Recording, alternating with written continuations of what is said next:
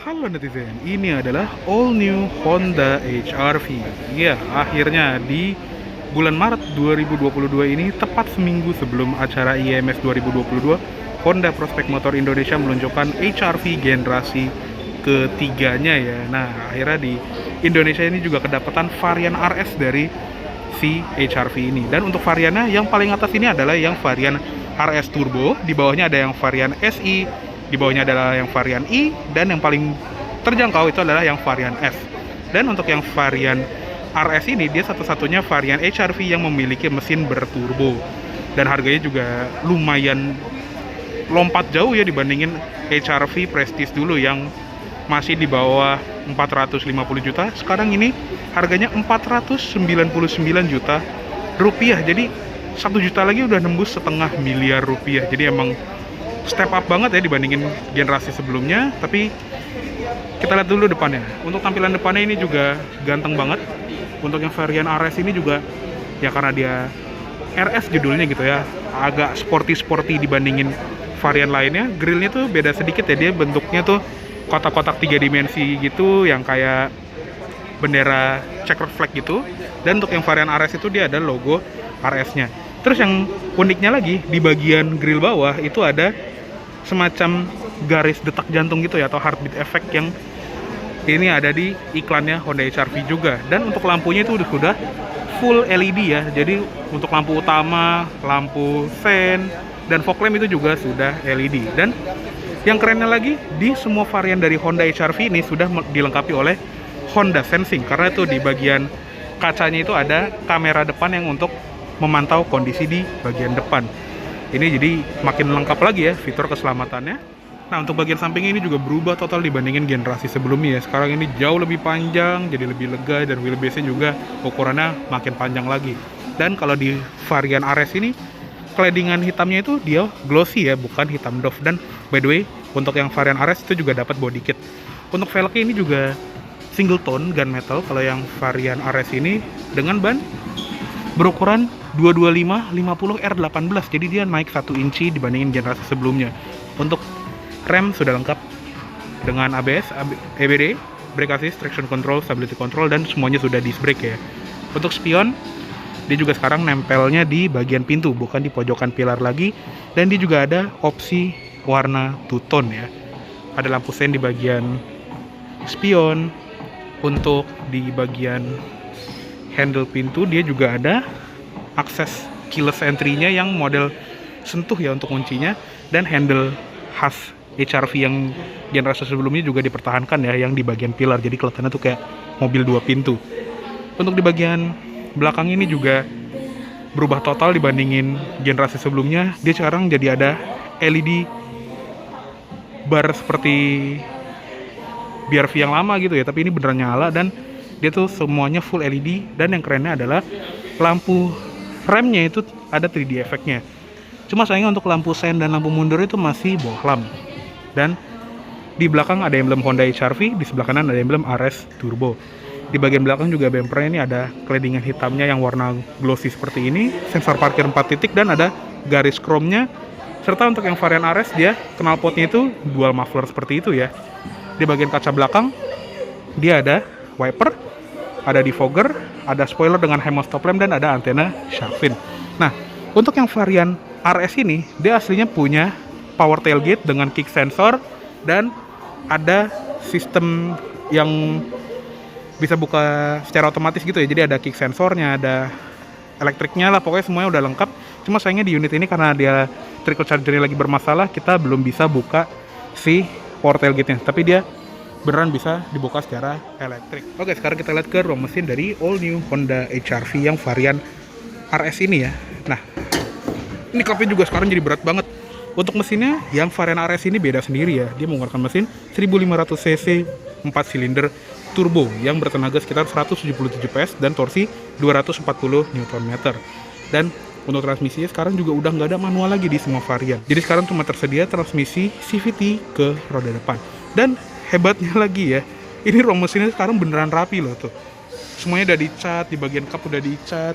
Bener-bener beda dibandingin generasi sebelumnya yang masih lumayan berantakan ya. Ini what an improvement dibandingin generasi sebelumnya. Oke, sekarang kita lihat ke interior dari all new Honda HR-V yang varian RS ya. Dashboardnya ini berubah total dibandingin generasi sebelumnya. Bentuk joknya juga sekarang jadi jauh lebih sportif, dan untuk yang varian RS dia full kulit dengan jahitan warna merah seperti ini ya. Cuma sayangnya untuk mobil yang hampir 500 juta ini belum dikasih jok elektrik ya. Andaikan dia udah ada kayaknya akan lebih joss lagi ya. Ada recline juga, terus ada sliding, sudah lengkap dengan SRA set airbag, dan khusus varian RS dia dapat curtain airbags juga. Jadi total ada 6 buah airbags. Oke, sekarang kita masuk. Nah, di interiornya dari all new Honda HR-V ini juga berubah total ya, dari setirnya, bentuk dashboard, dan center console itu jauh lebih revolusioner lagi ya.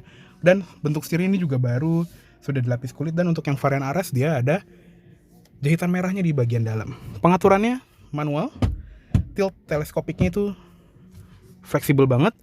Di sebelah kiri ada tombol untuk pengaturan audio steering switch, ada buat pengaturan layar juga, volume, source, ganti track, angkat untuk telepon, dan voice command. Di tengah ada klakson sama airbag. Dan ini dia yang tadi ya spesial di all new Honda HR-V, yaitu sistem Honda Sensing yang tersedia di semua varian. Jadi udah lengkap dengan cruise control yang bisa kita pilih jaraknya antara mobil di depan, sudah ada lane keeping assist juga, dan sudah ada low speed follow. Jadi kita bisa macet-macetan menggunakan adaptive cruise controlnya. Ada pedal shift untuk menaikkan dan menurunkan gigi.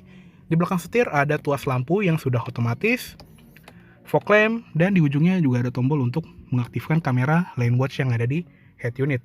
Untuk di bagian tuas wiper dia seperti ini, intermittent, ada timernya juga akhirnya di Honda HR-V. Terus ada pengaturan wiper belakang. Di bagian sini ada switch untuk ngeredupin atau nerangin panel instrumen, dan ada engine start button yang warnanya itu hitam glossy, yang kalau kita nyalain itu dia berpendar warna kuning dulu, terus dia jadi warna merah gitu ya kalau di starter. Untuk instrument cluster juga dia beda sendiri ya, karena yang varian RS ini dia menggunakan instrument cluster half TFT LCD yang kayak di Honda Accord gitu ya. Jadi sebelah kirinya itu dia layar LCD, sedangkan untuk speedometernya dia jarum analog yang keren banget. Dan sayangnya di unit ini lagi nggak ada kuncinya, dan soalnya sistem kelistrikannya juga lagi bermasalah ya, karena mobil display, jadi kita nggak bisa akses ya. Gue tampilin gambarnya aja ya, kurang lebih mirip-mirip seperti yang ada di Accord baru lah pokoknya.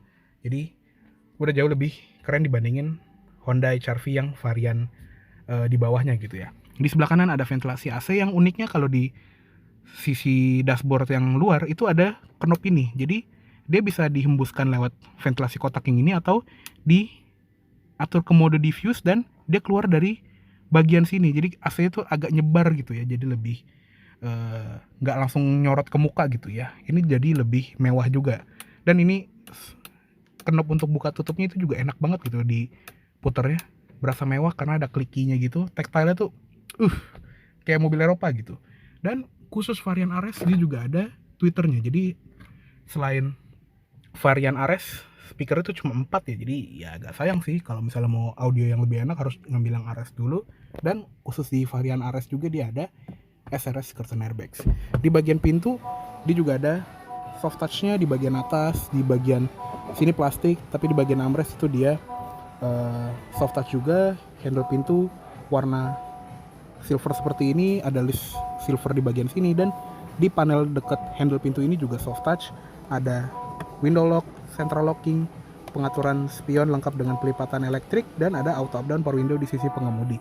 Di bagian bawah ada door pocket sama cup holder, ada speaker.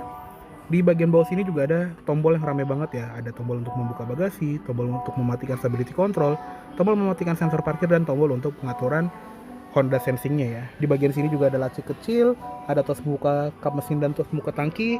Untuk pedal gas dia masih model gantung, dan ada footrest di sebelah kiri. Di bagian silpet ini polos. Di bagian atas ada sun visor pengemudi yang ada cermin dan ada lampunya, yang ini ada sentuhan yang menarik. Dia bisa di slide kayak mobil Eropa.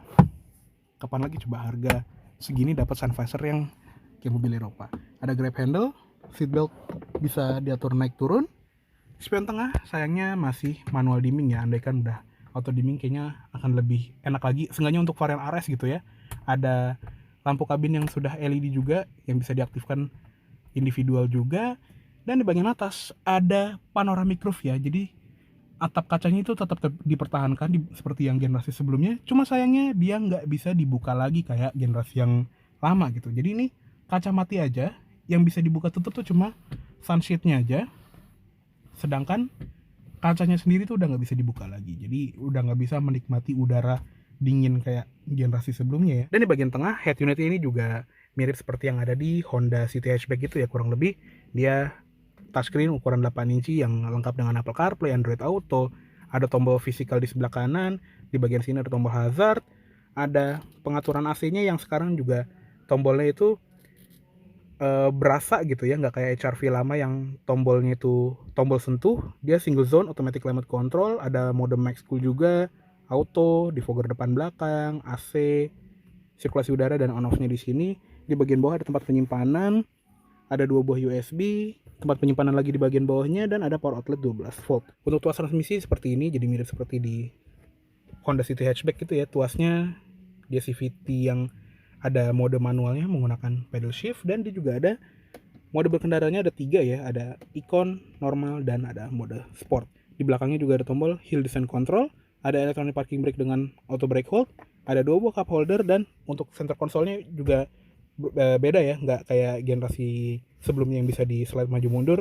Sekarang dia cuma bisa dibuka seperti ini aja, tapi ukuran di dalamnya jadi lebih besar.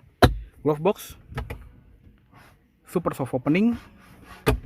Di bagian dashboard ini juga soft touch ya. Oke, cukup segitu aja untuk di bagian kabin depan dari all new Honda HR-V. Yuk sekarang kita lihat ke kabin belakang. Oke, sekarang kita lihat ke kabin belakangnya dari all new Honda HR-V RS ini ya.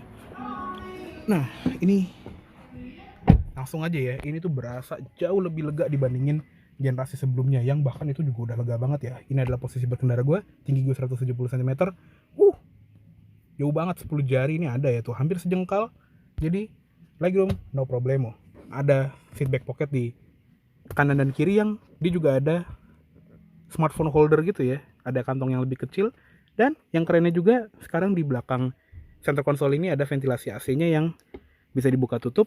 Di bagian bawahnya ada 2 buah USB charger, ada tempat penyimpanan di bagian bawahnya, dan di bagian bar tengah sini itu juga ada lampu bacanya, dan dia tuh disentuh.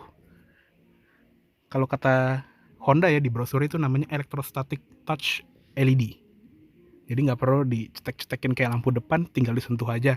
Nah, untuk atap belakangnya seperti ini ya, dia tuh full kaca juga seperti yang di depan, tapi penutupnya itu beda. Dia bukan model geser kayak di depan, dia kayak panel terpisah yang dia ada hooknya seperti ini, tinggal ditempelin gitu, dan kita bisa pasang satu-satu gitu. Misalnya mau pasang kiri doang bisa, atau pasang kanan bisa, tapi emang efeknya tuh jadi nggak serapih yang tirai model gulung gitu ya. Di bagian jok belakang sama seperti jok depan ya. Untuk yang varian RS ini dia full kulit, nggak ada panel fabriknya. Headrest tiga-tiganya adjustable. Di tengah ada armrest dengan 2 buah cup holder, ada input ISOFIX, dan seatbeltnya semua 3 titik ya. Untuk di kiri, kanan, sama di tengah ada jahitan merahnya juga, sama seperti di depan. Terus untuk di bagian door trim ini dia plastik keras, tapi di bagian sini tuh dia empuk, di bagian sini empuk. Handle pintunya dia warna gunmetal atau aluminium seperti ini. Ada switch for window, cup holder, di bagian bawah ada speaker. Oke, cukup segitu aja untuk di bagian interior dari all new Honda HR-V RS ini. Ya, sekarang kita keluar aja. Oke, kayaknya cukup segitu dulu untuk review dari all new Honda HR-V RS Turbo tahun 2022 ini. Mohon maaf apabila ada salah kata-kata atau dalam menyampaikan review. Terima kasih banyak telah menonton. Sampai jumpa di video selanjutnya.